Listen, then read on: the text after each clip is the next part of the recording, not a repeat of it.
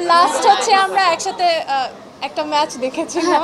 ও ইয়া হ্যাঁ হ্যাঁ হ্যাঁ হ্যাঁ আমার মনে হয় ওইটা আমাদের মানে এটা হচ্ছে কোর মেমোরি আসলে। আমরা একসাথে আর্জেন্টিনা ভার্সেস চিলির একটা ম্যাচ দেখলাম। হ্যাঁ, কিন্তু আমি Brazil fan by the way. Yeah definitely মানে এটা নতুন করে বলার কিছু নেই, আমার মনে হয় সবাই জানে। আমার মনে হয় ইন্ডাস্ট্রিটা আসলে এত ছোট এবং আমরা কাজের বাইরে টাইম স্পেন্ড করার সেই সুযোগটা খুব কমই পাই, বাট ডেফিনেটলি আমাদের একসাথে হচ্ছে বেশ কিছু ট্রিপস করা হয়েছে। আমরা কিছু প্রোগ্রাম অ্যাটেন্ড করার জন্য, কিছু ইভেন্ট অ্যাটেন্ড করার জন্য দেশের বাইরে গিয়েছি। সো একটা ভালো টাইম অ্যান্ড আন্ডারস্ট্যান্ডিং ক্রিয়েট হয়ে মানে টাইম স্পেন্ড করার সুযোগ হয়েছে অ্যান্ড ভালো আন্ডারস্ট্যান্ডিং তো ক্রিয়েট হয়েছে। Otherwise it's not very common যে দুজন মানে পাশাপাশি এত এরকম it's not a common scenario, but I think we have a very good understanding. হ্যাঁ, আর তার থেকে আমি আরও একটু অ্যাড করতে চাই যে মানে মেহজাবিন আপুর সাথে ট্রাভেল করে it's really nice. It's because she is very punctual. আমাদের কোনো জায়গায় যাওয়ার জন্য মানে I am also kind of the same, so আমাদের মাইন্ডসেটটা অনেক সিমিলার। আমরা আসলে সেম জায়গাতেই যেতে চাই যে কোনো জায়গায় গেলে। শপিং একটু অ্যাডভেঞ্চারের জায়গা থেকে মানে আমরা এক্সপ্লোর করা অ্যান্ড লাইক মাইন্ডেড মানুষ যখন আসলে একজন পেয়ে যায় অ্যাজ আ ট্রাভেল পার্টনার, তখন প্ল্যান করাটা অনেক ইজি হয় এবং মোমেন্টসগুলোও এবং পুরো ইভেন্টটাই মেমোরেবল হয়ে যায়। So we have had the chance of creating and I have had a lot of memories with you. Last হচ্ছে আমরা একসাথে একটা ম্যাচ দেখেছিলাম। ও ইয়া হ্যাঁ হ্যাঁ হ্যাঁ হ্যাঁ আমার মনে হয় ওইটা আমাদের মানে এটা হচ্ছে কোর মেমোরি আসলে। আমরা একসাথে আর্জেন্টিনা ভার্সেস চিলির একটা ম্যাচ দেখলাম। কিন্তু আমি Brazil fan by the way.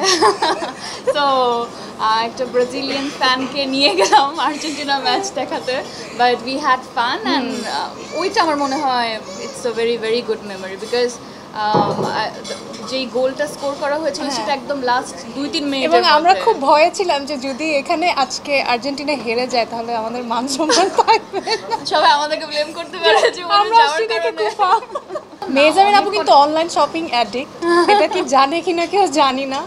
উনি প্রতিদিনই কিছু না কিছু অর্ডার করে এবং ওনার পার্সেল আসে প্রতিদিনই এর কাছে ওর কাছে বাইরে থেকে নিয়ে আসে। Very very true. মানে আমার এই ধরনের একটা সুস্থ অ্যাডিকশন আছে দ্যাট আই লাইক শপিং এবং শুধু নিজের জন্য না, নিজের ফ্যামিলি ফ্রেন্ডস সবার জন্যই আমার মনে হয় ভালো কিছু দেখলে সেটা অবশ্যই কিনতে ইচ্ছা করে।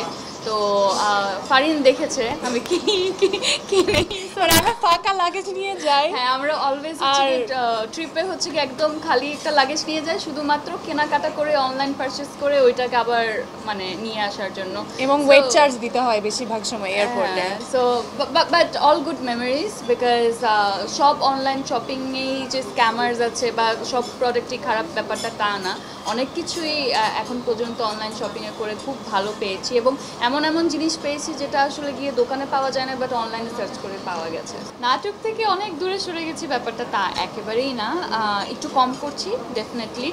ভালো কাজের সাথে থাকার চেষ্টা করছি এবং ভালো কাজটা যে মাধ্যমেই করার সুযোগটা আসে আমার কাছে আমি সেই মাধ্যমেই করছি। আমার লাস্ট নাটক গিয়েছে সম্ভবত লাস্ট ঈদে তিথিরোর, এবং আরেকটা সামনে একটা কাজ করতে যাচ্ছি বেস্ট ফ্রেন্ড নামে আমার একটা কাজ ছিল এবং একটা পর্বে ফারিনও ছিল।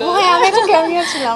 Life is a full circle. Yeah so ওটার একটা নতুন স্টোরি নিয়ে সেটা আবারও করতে যাচ্ছি, নেক্সট ভ্যালেন্টাইন্সে আসবে। অ্যান্ড এই মুহূর্তে আসলে আমি আমার ফিল্মগুলোকে নিয়ে একটু দৌড়ের উপরে আছি। আমার দুটো ফিল্ম সাবা এবং প্রিয় মালতী দুটোই ইন্টারন্যাশনালি ট্রাভেল করছে।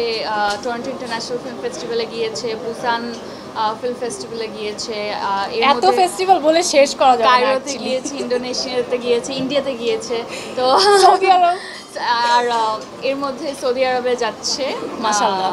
সো দুটো ফিল্ম নিয়েই আমার গুড মেমোরিজ, ভালো একটা সময় কাটছে এবং চেষ্টা করছি আমরা প্রিয় মালতী যত দ্রুত সম্ভব বাংলাদেশে রিলিজ দেওয়ার। তো ফিল্ম রিলিজ হওয়ার আগে যে ব্যস্ততাটা কাটে সেটাই কাটছে। আমরা সবাই আসলে মনে হয় খুবই উদ্গ্রীব যে মেহজাবিন আপুর ফার্স্ট ফিল্ম হলে যেয়ে দেখবো। So thank you. I hope তুমি দেশে থাকবে। ডেফিনেটলি আমি দেখবো, দেশের বাইরে হলেও আমি কোন একটা ফেস্টিভ্যালে গিয়ে দেখবো। এই যে ফিল্ম রিলিজ হবে এটাই তো সুখবর, আর কিছু খবর আছে না? অবশ্যই অবশ্যই ডেফিনেটলি আমি আমিও চাই আমার লাইফের সব ইভেন্টগুলো আপনাদের সাথে শেয়ার করার। সো এরকম ভালো কিছু কোনো সুখবর থাকলে অবশ্যই আপনারাই তো আমাদের সাথে সব সময় ছিলেন। আমার মনে হয় জার্নালিস্ট এবং আমাদের colleague, they have been part of our lifes for such a long time. তো ডেফিনেটলি ভালো কোনো খবর থাকলে সর্বপ্রথম আপনারাই জানবেন। আমার কাজের ব্যস্ততা হাউস সুইট নিয়ে আমরা কাজল আরিফিন অমিত ভাইয়ের একটা শুটিং করছি, আমি আর অপূর্ব ভাইয়া। ইনফ্যাক্ট ওরা এখন শুটিংয়েই আছে বরিশালে, সো আমি এটা শেষ করে চলে যাব, শুটিং জয়েন করব। আপাতত এটাই প্রজেক্ট, এটা ভ্যালেন্টাইনে আসছে। বড় পর্দায় তো আসলে সিনেমা করেছি আমি, 2টো সিনেমা আমার রিলিজ হয়েছে। তো সামনে নেক্সট ইয়ার আরেকটা ছবির কথা হচ্ছে, সো সব কিছু মিলে গেলে নেক্সট ইয়ার আরেকটা ছবি করা হচ্ছে। নিউ ইয়ারে আসলে সেরকম করে আলাদা কোনো প্ল্যানিং নেই, যেভাবে কাজ করছি আসলে সেটাই জারি থাকে। আমি 31st ওভাবে কখনো সেলিব্রেট করি না, আমি কাজেই থাকি। এবারও মনে হয় শুটিংয়েই থাকা হবে। কি 31 আমার বাই এনি চান্স যদি আমরা আমার প্রিয় মালতী ফিল্মটা এর মধ্যে রিলিজ দিতে পারি, এখন